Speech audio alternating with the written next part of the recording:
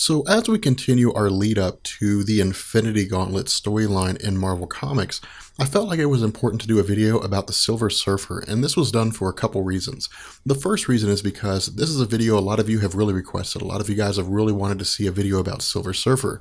But the other reason for this is because Silver Surfer plays a very important role in the Infinity Gauntlet storyline. And I would go as far as to say that the Silver Surfer is probably second in command, so to speak, to Adam Warlock during the events of the Infinity Gauntlet. But because this is a lead up to the Infinity Gauntlet storyline, we're not necessarily going to go in depth into stories involving the Silver Surfer after the events of Infinity Gauntlet.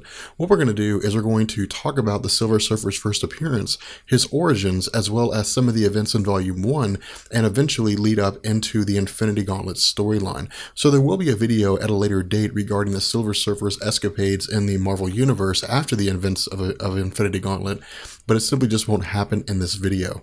But what we see with Fantastic Four Volume 1, Issue number 48, is that after the Fantastic Four are able to help the Inhumans quell the threat of Maximus the Mad attempting to reattain Attilan for his own, that the Fantastic Four travel back to New York. But what we see is sort of this, introduction to the Silver Surfer in Marvel Comics. And what we see is that a silver individual on a silver surfboard is simply just flying through the cosmos. Now, at this point, we're not really given any context towards the Silver Surfer, with the exception of the fact that he's looking for something, that he's attempting to attain something, but we don't really know what it is. What we see is that some members of the Skrull Empire detect the Silver Surfer, and they immediately begin to panic once they identify him as the Silver Surfer. And this is when we get a little bit of backstory. The only thing we really learn here is that with the Silver Surfer, whenever he arrives or whenever he's seen, that with him comes Galactus. And Galactus is the individual that people fear, not so much the Silver Surfer, but because the Silver Surfer will undoubtedly, lead the way for Galactus, that the Skrulls attempt to shield their planet, attempt to shield their entire solar system from the Silver Surfer, so they simply just won't be detected. At this point, we travel back to the Fantastic Four, and we see that when the Fantastic Four arrive in New York, that the sky's on fire. And for the most part, the Fantastic Four don't really know what to make of this. And in fact, when they get into the Baxter Building, or when they land at the Baxter Building proper, they see that for the most part, the entire citizenry is in a state of absolute pandemonium. People are completely freaking out, and they have no real idea what's going on. From here, we see the Fantastic Four are able to restore order. And the Fantastic Four, of course, enter the Baxter Building to try to figure out what's going on. At this point, we transition back to the Silver Surfer. And again, all this does is give us this idea that the Silver Surfer is traveling somewhere. But then what we learn is that the Silver Surfer is actually traveling to the planet Earth, traveling to the Milky Way solar system, and that he spotted our sun.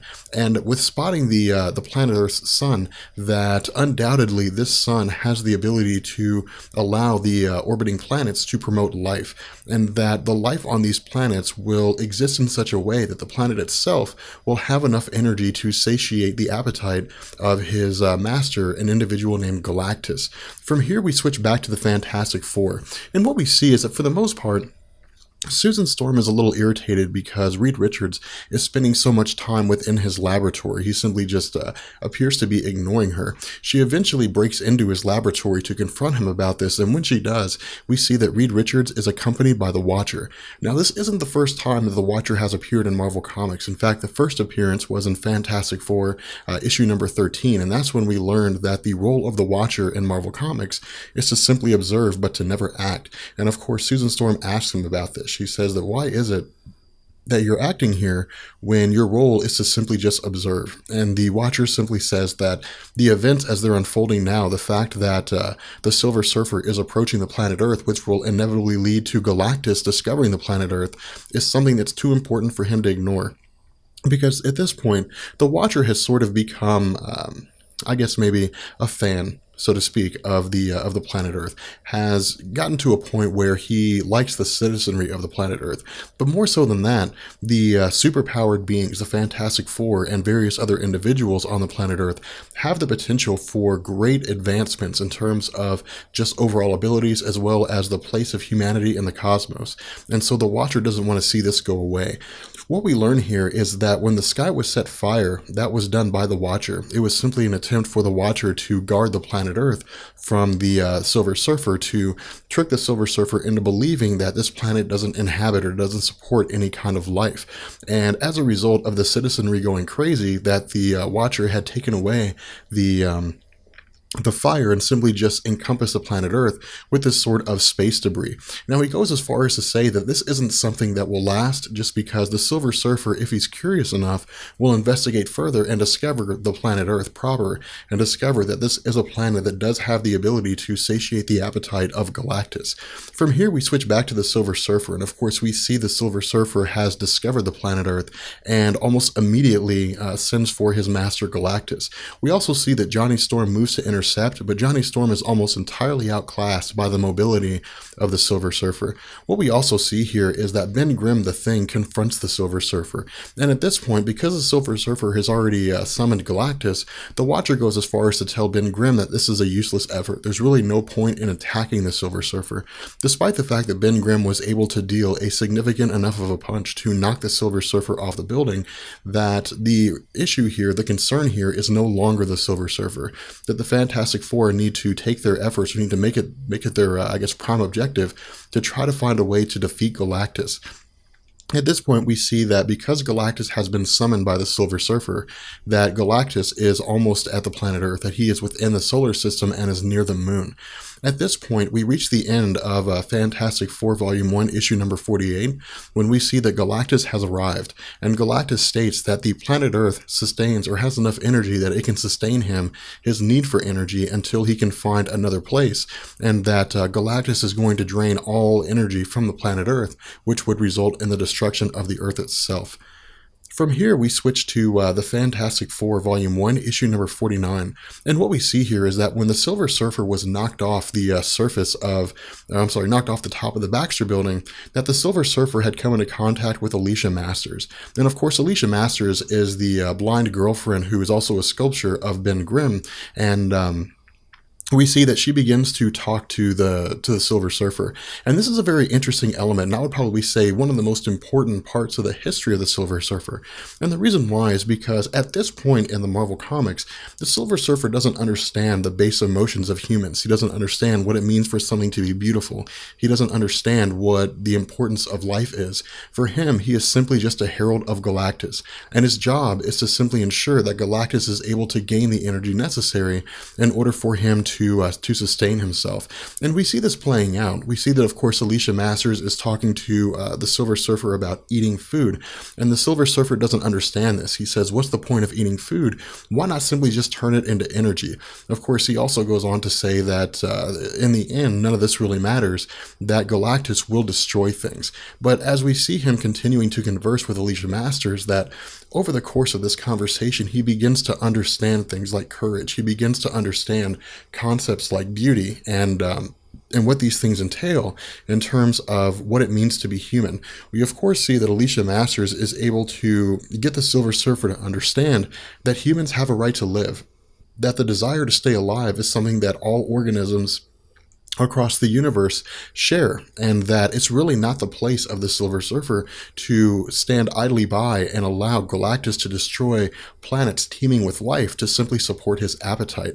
At this point, we see Galactus has assembled his device to drain the energy from the planet Earth, something called the energy converter. And when he goes to fire it up, that it actually doesn't work. And the reason why is because Ben Grimm is tearing it apart. From here, we see that the Fantastic Four do what they can to launch an attack against Galactus, but for the most part, they're almost entirely outclassed. What we also see here is that the Watcher has formed a plan to defeat Galactus, and the plan involves Johnny Storm traversing space and time to gain some kind of a weapon that can be used against Galactus.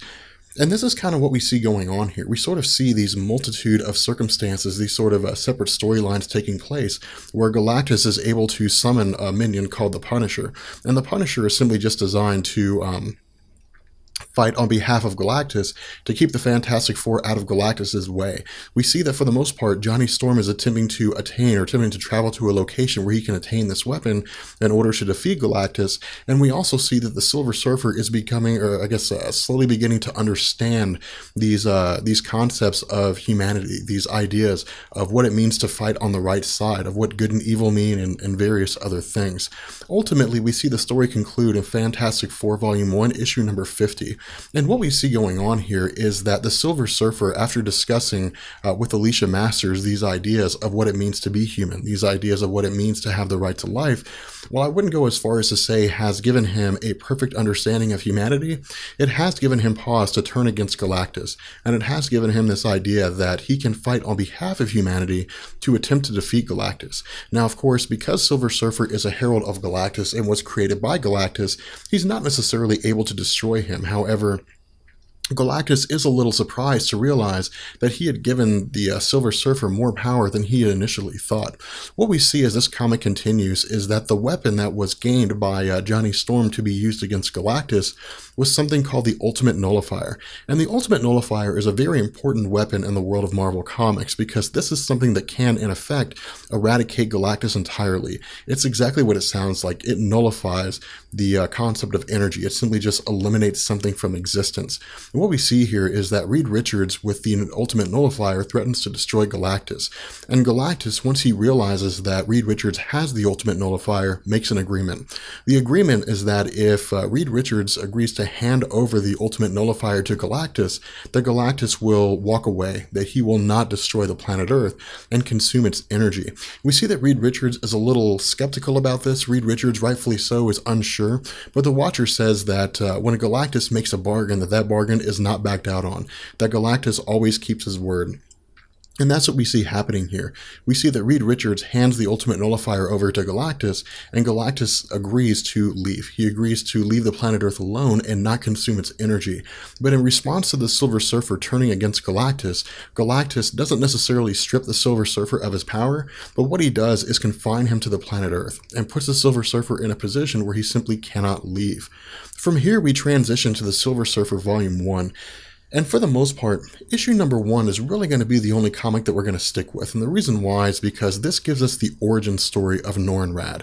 Volume 1 as a whole is really just the Silver Surfer traversing the planet Earth, coming into contact with various humans, and learning to understand what it means to be human. Not necessarily, again, going as far as gaining humanity, but simply coming into contact with various humans, saving various humans, but also being chased off by humans, because a lot of humans look at the Silver Surfer as the individual who is responsible for the coming of Galactus, and so a lot of people simply just don't trust him. But what we see with the backstory of Norrin Radd is that Norrin Radd was a member of an unnamed alien race, and the problem with this alien race is that they had in effect done everything. They had traversed the entire universe. They had gained all sorts of knowledge. They had all these experiences over the course of the history of their alien empire, and as a result, they had achieved this state of sort of, I guess maybe higher enlightenment, where they had no interest in conflict. They had no interest in war.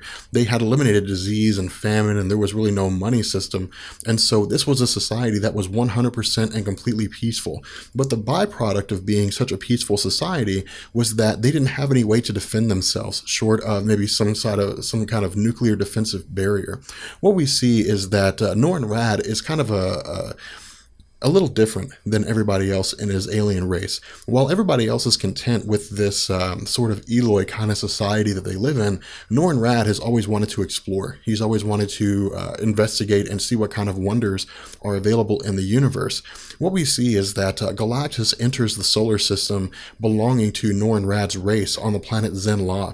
And Norrin Radd along with various other individuals, simply come up with this plan to, at the very least, approach the alien craft and see what its intentions are, and to see if there's a way that they can stop it from destroying their planet.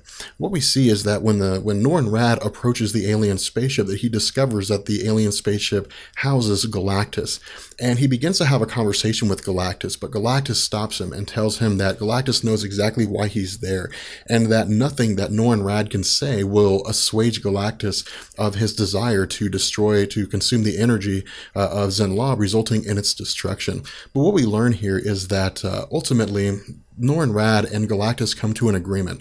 Galactus states that traveling from one planet to another to consume its energy is very exhausting for him. It takes a lot of energy out of him, and that if he had a herald, that this planet and other planets like it could be spared. And so Norrin Radd makes an agreement with Galactus and says that if Galactus allows Norrin Radd to be his herald, to travel from one planet to another, that that Galactus will spare Zenn-La, and Norrin will carry out this role for as long as he exists, essentially forever. And what we see is that Galactus takes him up on this agreement. But this is when we see an interesting side of Galactus. We see that Galactus isn't necessarily devoid of emotion. Galactus says that he doesn't like the idea of consuming planets rich with life, but that it's necessary. And so he asked Norrin Radd, "Are you sure about this? Is this a decision that you want to make? Because there's no backing out of this. This is not something you can walk away from." But what we see is that Norrin Radd says yes. Norrin Radd says that if it will spare his planet, that he will happily undertake the role of being a herald for Galactus. And so what we see is that Norrin Radd is, rematerialized. He's transformed into the Silver Surfer. Now, one misconception that a lot of people have is that when Norrin Radd becomes the Silver Surfer, that he loses all memories of his previous life. This is not the case. Norrin Radd still retains his understanding of who his people were, of who his girlfriend Shin-La was. He retains an understanding of all these individuals, and in fact, what he does is agree to to go meet with Shin-La and to tell her what's happened, to tell her that he is the new herald for Galactus, and that their planet has been spared, but that he will never be able to return, that he will effectively surf the spaceways and will play out this role of searching for planets for Galactus to consume.